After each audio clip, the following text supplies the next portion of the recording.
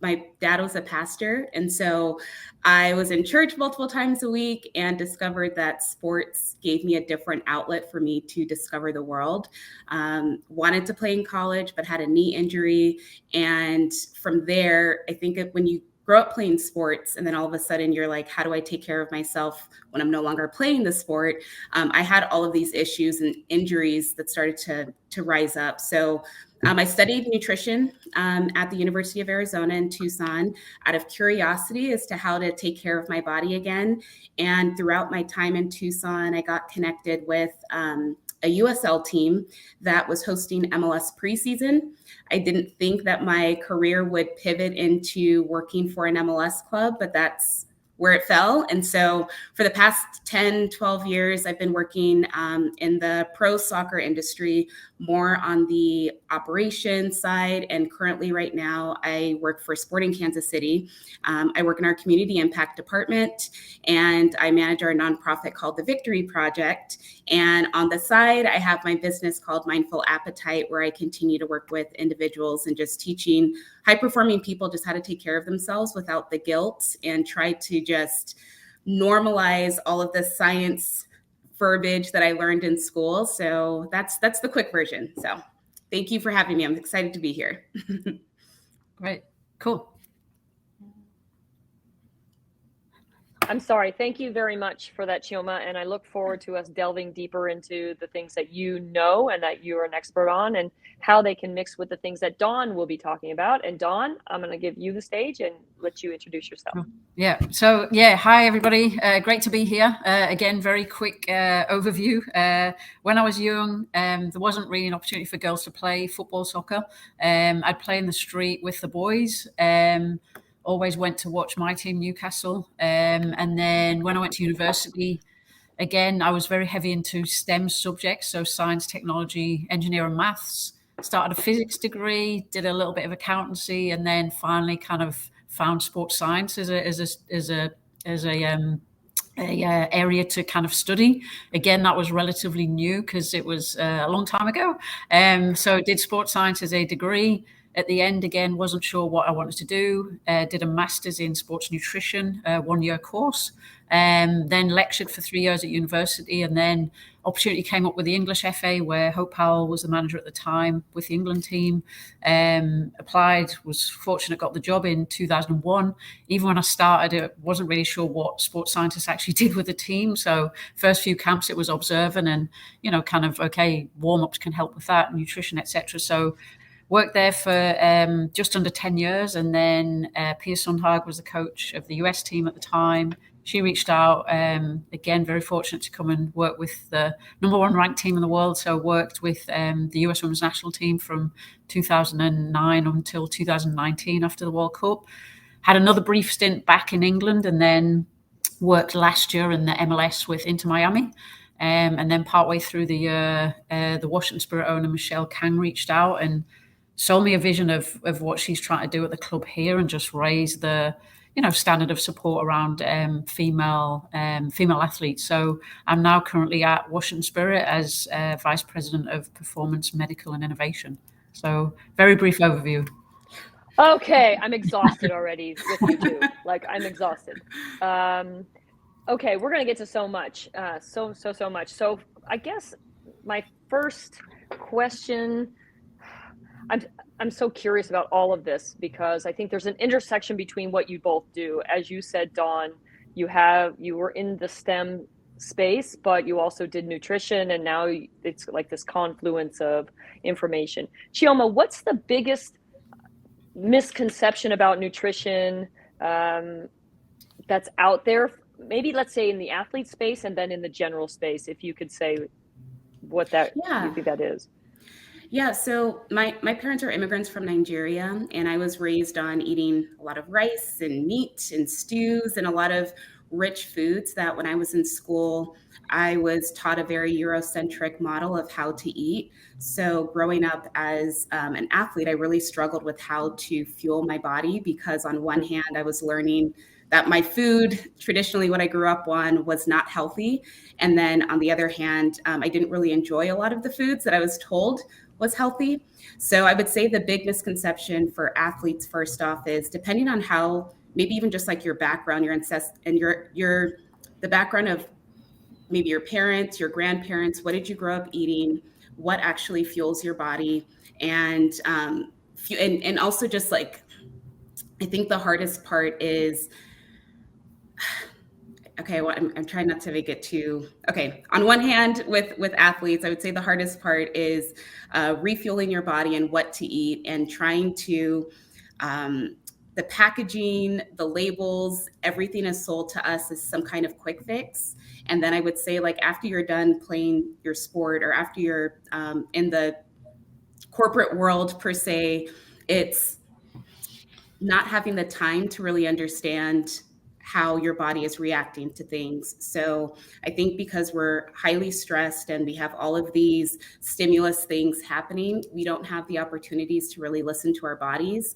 And so I talked about how when I stopped playing my sport, that all these injuries started to resurface. So I had back injuries, I had knee injuries, I had all this pain that I thought was normal, and that's not normal. So how can I be mindful of what I put in my body to help just make my body overall feel right? So if you are struggling with injuries, if you are struggling with pain, there is some hope to not have that be your whole story. But I just think right now the marketing industry is really successful in selling us lies. And so the labels, the ingredients, all of those things. So at the end of the day, I just try to teach people to pay attention to how your body responds when you're eating certain foods. If you're highly stressed, that may show up as indigestion or bloating.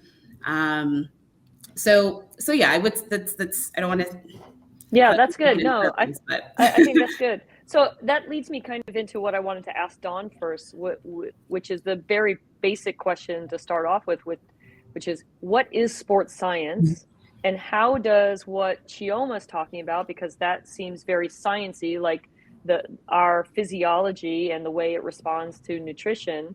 Um, so give us a little background on sports science, please. Yeah, I mean, I think a very like simple definition is it's probably like the scientific understanding or kind of preparation of players for sport. And within that, when I did my sports science degree, we typically had three strands. One was physiology, anatomy, and within that, like nutrition was kind of encompassed in there, probably as one hour lecture. Then you've got biomechanics, so how the body moves. So then the mechanics of movement, etc. And then the final one is psychology. So again, when we talk about sports science, it's okay. How does that apply to sport preparation? So again, if it's nutrition, so say this week, Washington Spirit, we played last Saturday. We played at home last night. The team, I don't travel, but the team in an hour is on a flight to LA. Short flight, and then they play Saturday. So again, it's reminders to players of you can only store so much carbohydrate in your body. So can you make sure across this week that today, tomorrow, players are refueling, kind of restocking their stores, so carbohydrates full, so they can then perform again on Saturday. And that is also on the back of what is the physical match demand for each player or each position. So then even across this week, we've got players who played 90 minutes Saturday, played 90 minutes last night, potentially play again Saturday. Some who played 90 at the weekend, didn't play last night, play. Some who played 90, played less, then will play. So again, it's then the application to the individual player as well, and understanding what their individual demands are physically, what their fitness levels, capability are, and then nutritionally, then adding that piece in. Psychology, again, we won last night, we won at the weekend. That doesn't always happen. So again, different players play. So, it's then almost putting that whole package together around the individual player. So I'm hearing so many things, and I think to Chioma, to your point about, what's the information you get from the outside telling you what you should have, the marketing piece, and then from you, Don, I'm hearing, what's your physiology saying? What there's so many trends. I heard for a little while ago, and this is not to point anybody out, I won't use names, but I remember some of the players probably a decade or more ago, Don, maybe when you were there, maybe before, they get on trends, things like eat for your blood type or eat for where you're born, what region of the world, or like how do trends influence nutrition? How do or should we follow trends, or should we follow just ourselves? And how do regular everyday folks like me figure out this nutrition piece in how we need to be active and how we can be our best, have our best performances, Chioma? Yeah, so trends are it always is marketed like a quick fix. And as humans, we want to find the easiest way possible to achieve the results as fast as possible. So with trends, they're not sustainable. There's a reason why it's a trend. And what's appealing to people is trying something that they may have never really heard of or tried before. So you have that mysterious factor of like, oh, let me try this. I see that one of my friends in college lost a bunch of weight or is really ripped from doing this trend. And so I always recommend for people not to follow trends. I know that it is hard to think about the long-term vision of what is actually sustainable every day. So trends don't really work. I know social media, it's very easy for people to just make it appealing and attractive. So at the end of the day, trends don't work. Try to find out what is sustainable for your body, which can mean I don't, it's called symptom tracking, where if you are consuming a certain type of food, just keeping notes on how your body reacts to it when you're eating it. So whether you may have a sensitivity to dairy, or maybe you have a sensitivity to a certain type of carbohydrate or a certain type of protein, whatever the case is. When I have my clients do that, a lot of times the root cause is they're stressed and they're eating it in front of a computer. They're eating it as they're answering their emails. They're eating it in the middle of some kind of a lot of stimulus going on around them. So my recommendation to them is to try and limit the amount of distractions while you're eating, so your body is not in this heightened state of stress and it can actually sit and digest and process the food. And when you take out all of the gimmicks and tricks and you just go back to eating, breathing, chewing your food, drinking water, eating foods that your body is familiar with. There you go. And supplements aren't bad, but supplements are meant to fill in the gaps of what you're not getting from food. So also not relying on supplements to erase maybe your poor habits. So at the end of the day, Okay. yeah, trends don't work. So Dawn, we had a question in the question and answer asking about trends, and it says, "What tips do you have for habit building and consistency with eating?" And I think this is really important for your athletes, Dawn, because you're asking high performance, right? But I think for everybody, we want the best outcomes possible, and to me, it seems like not only do we want our ability to run down the field and to be strong, to stay healthy, but we also need our brains to work. What do you say about that question about about tips and the things that will help us maintain the things that we need to, so we can achieve our goals? Yeah, no, it's a great point. And Chioma, I loved it, like everything you said there, because I think a lot of the time we talk about recovery and we have all these fancy tools and gimmicks, a bit like trends in, nutrition. And for me, the basis of recovery is nutrition and sleep. And again, in terms of nutrition, it's quality, quantity, and, to match the individual in terms of what they need at different times. And so then for me, it's about the education of the individual, and it's the continual education to ultimately empower them to make the right choices and, to then explain the why. So again, we talk about fueling for a game, and also we talk about, your carbohydrate stores are potentially going to run out in the second half of a game. So with players, what can you do during the game to actually make sure in the second half you have more, or kind of can consume some carbohydrates at certain points, especially in the last 60 to 75, minute onwards, that potentially could give you a competitive advantage against other teams if they're not doing that. So again, it's explaining the why and relating, say, that piece of carbohydrate, fuel stores in a game to their performance. So again, if you're reducing in terms of your fuel, your carbohydrate stores, then your kind of decision making is going to be reduced. So you go into a tackle and you're either late or you're going to get hurt because you are late. Reaction time slower, your intensive output, sprint distance, etc. So for me, it's always education and relating it to the game as much as you can in terms of that individual.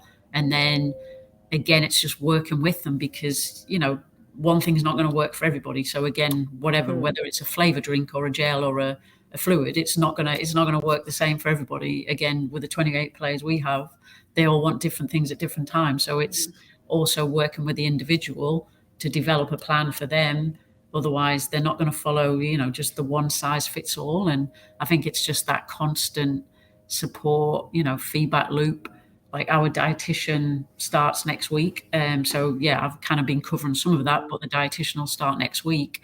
And for me, a lot of Chioma, I don't want to kind of touch, kind of jump into your area, but for me, a lot of her role is going to be coaching the players in terms of their athlete plates of a recovery day or we go into a match day -1, you want to increase that fuel leading into the game. Even for me, language in the women's game, because, you talk about trends, but you also talk about some of the sensitivity nature around nutrition in terms of fuel and all carbohydrates. And, again, 5-6 years ago, I know there was a trend, if you like, of like this carbohydrate kind of fear. So again, even the language of maybe using fuel rather than carbohydrate, repair is your protein and your fruit and veg, etc. And I mean, it also taps into like the female health and menstrual cycle work. Like again, Chioma, you mentioned about fatigue or soreness, and again, we see that flagged at different points of the menstrual cycle of increased muscle soreness, fatigue in this kind of premenstrual window. And again, it's looking at, okay, what foods can help to reduce some of those. So your anti-inflammatory, antioxidant foods equally minimize, and your sugary type foods that might exacerbate some of that. So again, it's that whole picture, almost that 360-degree picture of the individual kind of player. This is very interesting because what I hear you saying is some very technical, some very direct, some very specific things, like we use carbs, or let's use fuel, because the psychology will tell us that some of us are sensitive to language. And I think that happens. I see that a lot in the women's space. We're very aware of our body, or we're very aware of what other people are doing, and we're influenced in that way. And I would like for both of you to talk about the psychology of dealing with nutrition. Just even the word nutrition itself, like for some people, can be synonymous with, oh, it's diet. And what does diet mean? And for you, Dawn, performance and nutrition, and performance and carbohydrates, or performance and fuel. And so if you would just talk about like the psychology that goes along with these two, even though it's sports science and it's nutrition, what's the psychology of both of these, if you don't mind?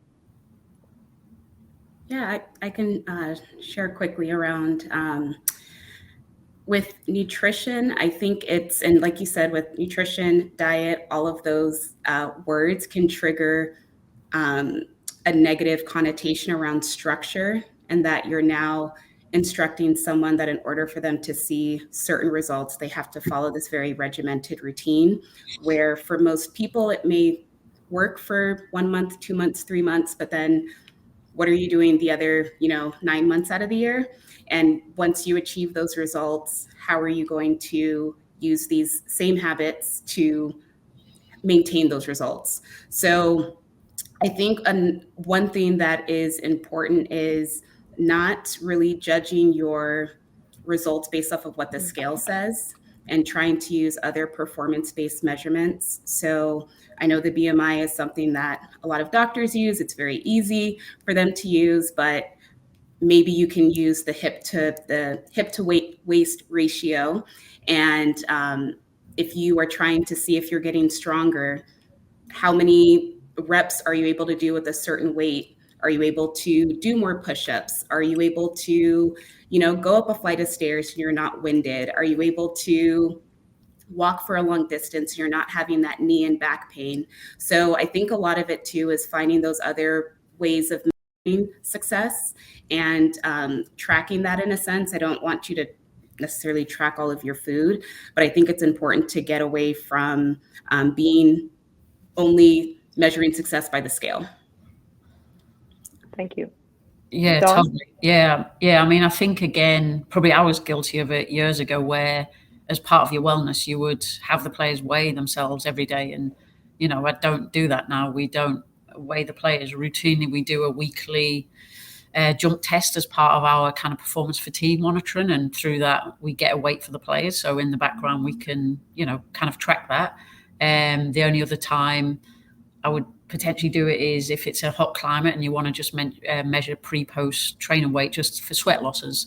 And I think the other thing is, kind of body composition. Again, do we need to go down that route? Like, is it that, somebody who maybe has a different body shape or size, are they going to be able to kind of lean down to what we might see as the ideal? And how do we define the ideal? Because again, you need some fat in terms of protection of the organs and to be healthy from a hormonal kind of perspective. We do a DEXA scan once a year, and the reason we do that is to check bone strength, bone health, and then also muscle mass distribution, which will help us then link into our gym program.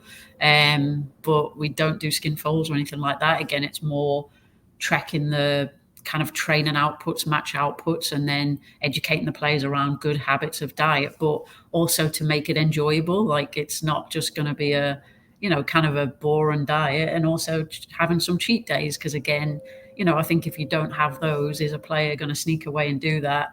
And, for me, that doesn't promote good habits either. Yeah, that's me. Like, I think, Chioma, right at the start, you said about, educating kind of, the average population. I'm like, yeah, I probably need that. I probably have to cheat days. Oh, yeah. So again, I think it's making it enjoyable and specific to the player, because again, the one size isn't going to fit all.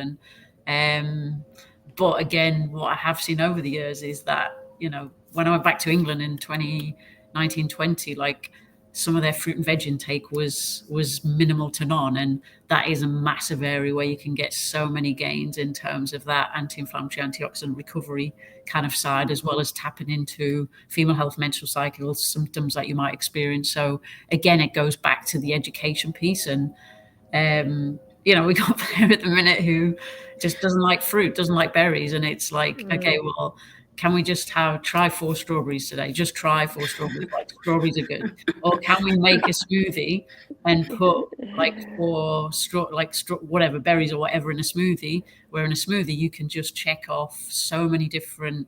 You can get a bit of energy in there, some calcium, protein, antioxidant, inflammatory, whatever you kind of put in. So again, it's working with the individual. Can we take off the packet of fruit snacks and put some berries on there?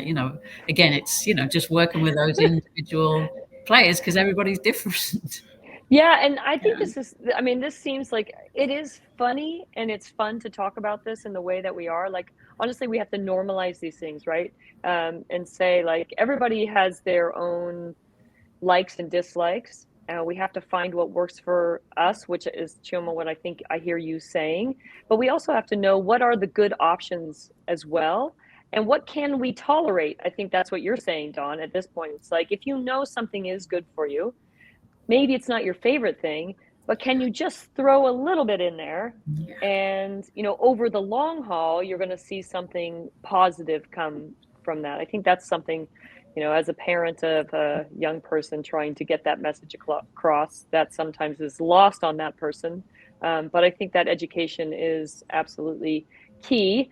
And I definitely am working my tail off not to have ice cream as much as I want, which would be every day. Every day I would have it. So back when I was playing, it wasn't a problem, right? Obviously not. That's a killer. Okay, so I have some more questions and some more comments. We have a question from Cindy Cervantes, and I don't know where the heck she is right now. She's in Arizona, I think, a coach that I've worked with. She's asking about what analytic platform or tools do you use to track sport performance? Dawn, you can talk about that. But Chioma, if there's anything that also that you use as a tool, you can add that in after Dawn, please. Sure. So during training for our external load, so it's the distance players cover, we use GPS technology. So it's like a unit, like the size, probably actually half of the size of an iPhone, depending which one you've got, that you put kind of in a sports bra between your shoulder blades. So that basically, is like a sat nav, so tracks distance, and then we have certain speed zones that we look at in terms of sprint, high speed run, etc. So that's our external load. And then for also internal, because again, if you just do external load and, let's say all three of us here go out and run a 10K and, our heart rate's an internal load and demand of that is going to be very different. So we also want to see the individual response. So we also wear heart rate kind of straps. So again, we can now see what somebody's heart rate based off their own individual max for that session. So what was their internal demand? And then not necessarily technology per se, but, a method that is available is RPE, so rate of perceived exertion. So after every single training session or gym, we ask a player to rate the session out of 1 to 10. So how did they perceptually, subjectively kind of find that session? So there are kind of main ones around training matches. And then we kind of have an athlete management system. So we use SmartBase, where we literally pull all of our data in there. We also use a lot of the Vald products. So they have a force plate. So we do our jumps on there. So you then get, left-right symmetry, power measures, jump measures. So we can monitor performance, we can monitor fatigue. And then again, like other fancy systems that have come out, a Nord board that measures hamstring strength. Oh my gosh. Yeah. That's all. I mean, I'm sorry for cutting you off, but that's a lot. Yeah. And then also like a one for groin. So again, it's, we don't do every single thing every single day, every single week. Again, it's looking at, almost periodization, like when do we do it based on our game? Like this week, we're not going to test, like, measure Nordics. So again, it's looking at, what games have we got? When do we want to do it? Also, when is a good time to do it? Because again, you're not going to, if you're measuring it for performance, you're not going to improve week to week to week. You almost want to, 4 to 6 weeks. So they're like, we have a lot of data coming in every day, and, and our smarter base players fill in wellness, which is part subjective in terms of how they're feeling, and then part objective because they wear kind of an aura ring that tracks some of their sleep and heart rate, etc. So again, it just gives us a real good picture every single day of each individual player. Chioma? That is a lot, but like you said, Dawn, you have this individual approach to your players, so you have to collect all this information. So I'll kind of just talk for maybe Gen Pop. Mine is really Apple Watch, Garmin watches, and I think from that perspective, not taking it as 100% accurate, knowing that sometimes it doesn't always accurately measure calorie burn. So from there, it's more of just, I use mine to track steps. If I am at the gym, using that to gauge how active I am. And as a reminder, because I also have my friends shared on that, which is kind of like a friendly competition. I think that's just the former athlete in me, and just encouraging my friends that way. But for the most part, Apple Watches, Garmin watches are pretty standard. Okay, so Dawn, you said something that I'm interested in, so I'm going to slightly deviate to get into this a little bit, if you don't mind, talking about what exactly are we looking at when we look at high-speed running?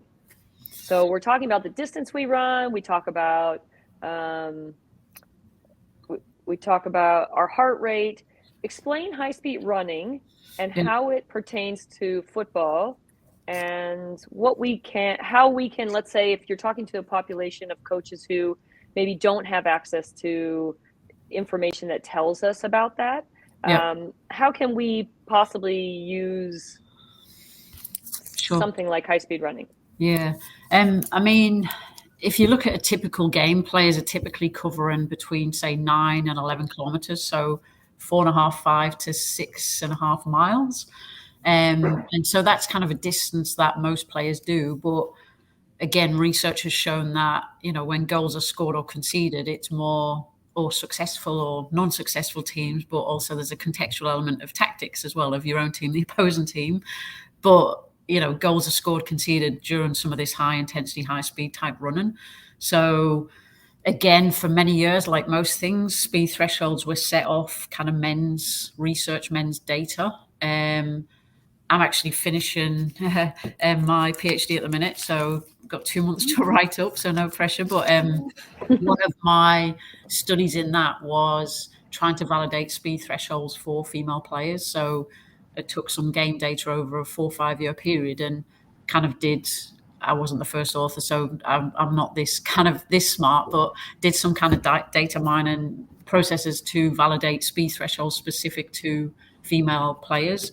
And then we now set our high speed running off those thresholds. And also, again, I did the physical analysis of the 2015 and 2019 World Cups for FIFA. And again, we adopted those thresholds. So now there's some standardized data available for people. And, whether current researchers choose to adopt those or not, I know some people have their own opinions, but I think the more we can, streamline or have the same thresholds that people use, then you can compare, data across standards, ages. Yeah. So can you give us an example?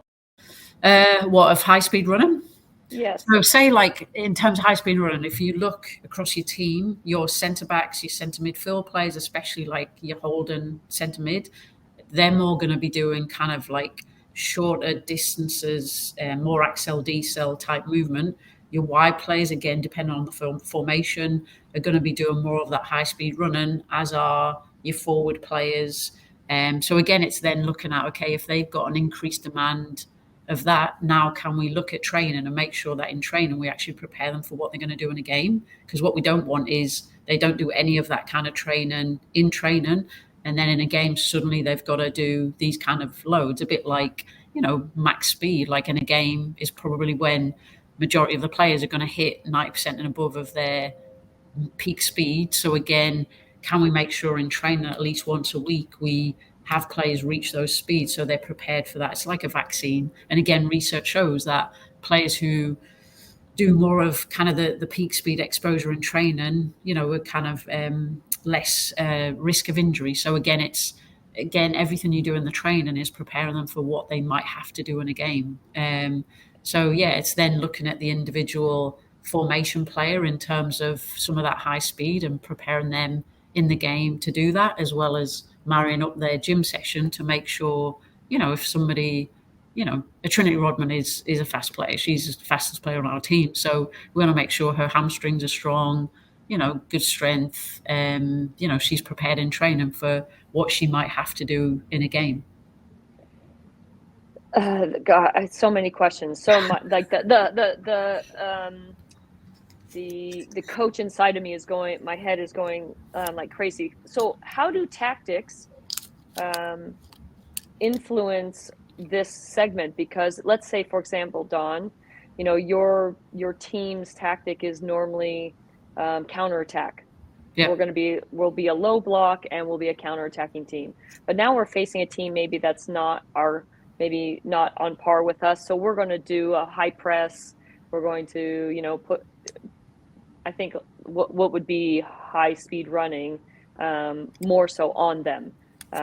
How is that how does that influence? And so then if week to week we might have a different tactic, is it just finding something in the middle then? Or like, my philosophy always has been, if you can prepare them for the maximal output that they have to do, then they're going to be over prepared. So if suddenly a team or a tactic is something where you think it's going to be a low block and you might not have those bigger numbers, you actually are still prepared to do them. Like, again, I think about the Olympics in 2016 when Sweden sat in with that low block, and the output numbers of those players were pretty low, especially the intensive numbers where you play another team where, and again, that was a philosophy of how Gilles wanted to play, was that kind of high press counter-attacking type team. So a big thing there was preparing the players for those high speed, repeat speed outputs, knowing that there's also a risk, because you do some of that repeat sprint activity and training,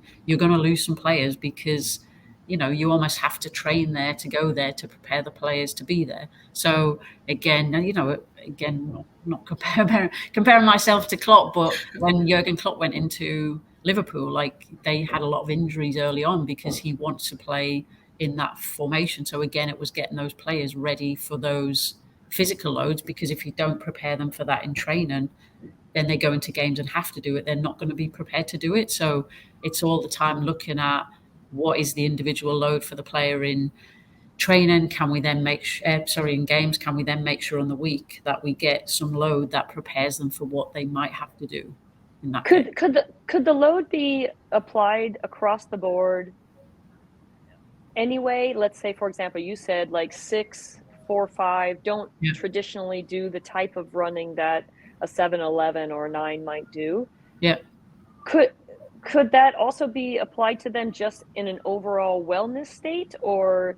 Yeah, absolutely. And like, that's one thing for me, if those players have got the capability, like probably for my years with the US team, like, yeah, we almost over prepare those players because they had the capability to do it. And again, my philosophy was, well, okay, if we over prepare them, it's not doing them any harm. And if we don't do it, for me, they've got the capability to do more. So let's actually do more. So yeah, absolutely. I think, yeah, there's that side of it as well. But then I think in your training, if are in bigger spaces anyway, or bigger, 8v8, 9v9 into 11v11, you're going to get some of those positional demands anyway. And that's what we always try and do, like work real closely with Mark Parsons to make sure, that in training, we can maybe do a pattern or something that is a bigger or a smaller, depending on what we feel like we want the physical output to be that day. So it's not just pure running of players, but, we also don't want to take away from what he wants to cover technically, tactically. So again, sometimes it's, no, I want to focus and do this. And we might, top players up for 4 or 5 minutes, or, post game last night, a few players didn't get on. We knew we were traveling. Last night really was our kind of bigger training day, if you like, because of, we played Saturday and we play again. So again, some players did a little bit of work after the game to make sure they had a dose this week going into the game at the weekend. So Chioma, from your perspective of the nutrition side of what Dawn's been talking about, is there a modification in nutrition dependent upon what's happening in the week cycle, or how many matches you have versus how many training sessions you have, and maybe this week will be a higher demand versus the previous week? What's your comment on that? Yeah, so I would say, like, my experience of working with high performing athletes, I don't have that much experience in that sense. In college and working with college athletes, it was more around just making sure that you're fueling your body with the right types of foods and enough of those foods. So we found that a lot of athletes weren't fueling with enough protein. So how can we sneak in protein to help build that muscle, because their bodies were still developing? So it was during breakfast, are we able to add some protein into your oatmeal? If you're drinking coffee, are we able to add something to your coffee? Yogurt, can we dress it up a little bit so it's not just the yogurt? So I think the part that is the most thing to emphasize is just making sure that you're fueling yourself with enough foods. And for athletes, especially female athletes, because we're hypersensitive to how our bodies look, I think it's also making sure that you're careful with the language. You're encouraging athletes that, hey, this is what your body needs to perform well. So if they are struggling with, hey, I feel like this is too much food, it's reminding them why their body needs this much food. And going back to that individual piece, every athlete responds to things differently. If you're someone who wakes up maybe 30 minutes before training, maybe eating right when you wake up may not be, you have to have something that your body can easily digest, versus somebody who is waking up 2 hours before practice and maybe have a little bit more time. So I think it's just going back to the education piece that Dawn talked about, is educating people on what is your standard day look like? When are you waking up? When are you going to bed? How are you managing your stress? If you are, simple things like if you're on a plane, your body is not moving as much. So are you stretching before the plane, on the plane, after the plane, all of those things, and just making people aware of what are things to watch for. But yeah. So can you give a ratio of carbohydrates to proteins? Is there a generalization that you can give to most humans, or is that dangerous? I would say on average, 45 to 65% of your daily caloric intake should come from carbohydrates. I think the part that gets a little dangerous is when you're tracking every single thing that you're putting into your body, and maybe you find yourself afraid of that you're just not fueling enough. Being mindful that a lot of athletes have some kind of disordered eating pattern. So if anything, I think it's more around making sure that your plate is full more of carbohydrates, making sure that you're having enough proteins. And one study I like to bring up, I think it was done in 2020, University of Amsterdam talked about the order of how you eat your food, and eating vegetables. The fiber in vegetables basically coat the lining of your intestines. So as you're eating the proteins, the fats, the carbohydrates, your body's able to digest it a little bit better, and you're not having those big glucose spikes. So having your vegetables and fiber first, and then having your protein, a little bit of fat second, and then ending with carbohydrates. If you have athletes or people that just suffer from indigestion, bloating, even acid reflux, try that order, and they found that people were they stayed fuller longer, they were able to digest their food a little bit better, and they had regular bowel movements. Would you, if you find that article, would you be willing to share that with Rachel and Women in Soccer, and we can of course. disperse that? Because again, I think that's good information for us to take into consideration, especially people who may have some sensitivity to different eating situations. What about Chioma? I'm going to be very mindful of your time. We've got 7 minutes with you, so I think I'll ask you another question about in the same space. And Dawn, maybe you can speak to this as well, if you would. The idea of superfoods, and what does that mean, and what does it technically mean, and are organic foods better than non-organic? Yeah, at the end of the day, I encourage people to eat their vegetables. I say vegetables first and then fruit, because normally people don't have issues with consuming fruit, just given how sweet it is. But it's important first to just address, what do you have access to? If you have access to fresh fruits and vegetables that you're able to store in your fridge, sure, by all means, go for that. But there's also just as much nutrients in frozen foods, in canned fruits and vegetables. And if that's something that would last longer for you, that gives you a little bit more flexibility to prepare meals throughout the week, given whatever your work schedule is, then I tell people to go for that. I don't like the term superfoods, because it goes back to the idea of trends and giving weight to other foods. So at the end of the day, it's more of, are you getting your nutrients from food? Let's focus on that. There are foods you can say that have more nutrients than others, but if you're not consistently getting your fruits and vegetables in, that superfood is not going to erase, 10 years worth of bad habits. So just focus more on getting in those nutrients on a regular basis. Dawn, any comments about? No, just kind of in the repair phase, like we talk about, your fruit and veg intake, your leafy greens, your berries, ginger, turmeric, just foods that are really kind of potent in terms of anti-inflammatory, antioxidant. And so we'd really promote those, kind of post game.